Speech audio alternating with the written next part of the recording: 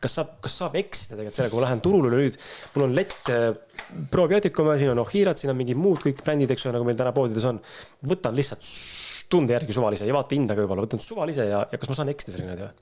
Kas ma saan osta nagu midagi, mis on kahjulik mulle võib-olla hoopis?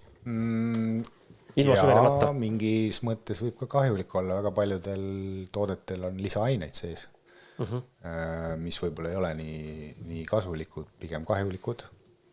Aga kõige suurem eksimus ongi see, et kui sa ostad toote, mis tegelikult ei tööta, siis see ongi väga suur eksimus. Kallis uriin öeldakse selle kohta lõpuks. Sa kulutad lihtsalt raha mitte millegi peale.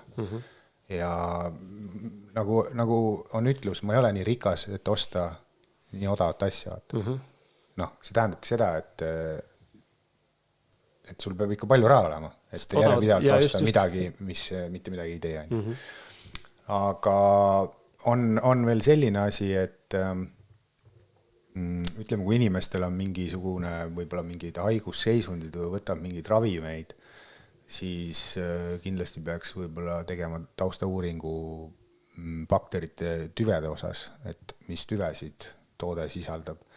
Sest igal tüvel on ka oma roll kehas ja seal võib tekkida selline nagu konfliktne seisund, et see ei tee talle nagu head sellel hetkel või mingi haiguse puhul. Ma ei mäleta, mis tüvi see meil on, aga näiteks on üks tüvi sees, mis siis aitab vererõhku äkki oli alandada. Vaata, kui nüüd inimene võtab vererõhu alandus tablette, mis siis nagu nii-öelda keemiliselt surub seda vererõhku alla ja nüüd ta võtab seda probiootikumi, seal on bakteritüvi sees, mis teeb seda loomulikul viisil, siis need kaks kokku võivad väga ohtliku olukorra tekitada. See vererõhk võib liiga alla minna.